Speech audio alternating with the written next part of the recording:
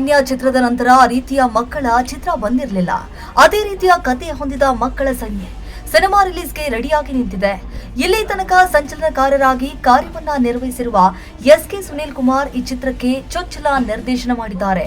ಚಿತ್ರದಲ್ಲಿ ಸ್ನೇಹ, ಸಾಹಸ, ತಂದೆ ಮಗಳ ಬಾಂಧವ್ಯ ಹಾಗೂ ಸನಾತನ ಎಂಬ 4 ಭಾಗಗಳಿರುತ್ತದೆ.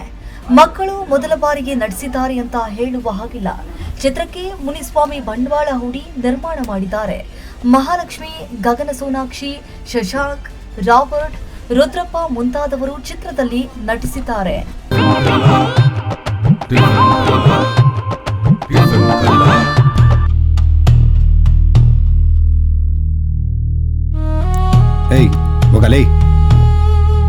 ನೆನ್ನೆ ರೋಡಲ್ಲಿ ಆ ಭಿಕ್ಷೆ ಬೇಡ ಮಕ್ಕಳನ್ನ ನೋಡಿ ನಾನು ತುಂಬ ಬೇಜಾರಾಯ್ತು ಕಣೋ.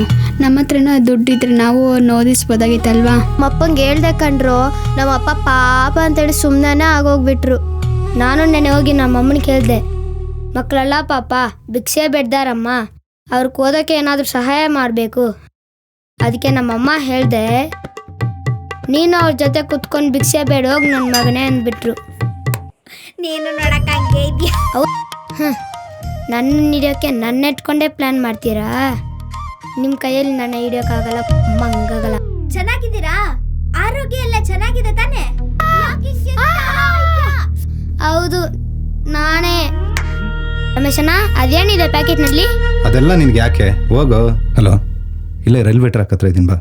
ಏನೋ ಕುಳ್ಳ, ರಮೇಶಣ್ಣ ನೋಡಿದ್ಯಾ? ವಿಷ್ಣು, ಮನೆ ಒಳಗಡೆ ಹೋಗಿದ್ದೇನೋ? ಮನೆಯೊಳಗಡೆ ಏನಾದ್ರು ಸಿಕ್ತೇನೋ? ಲೋ, ನಿಮ್ಮ ಬೈಗಲ್ಕೆ ದರ್ಬೆ ತುರ್ಕ.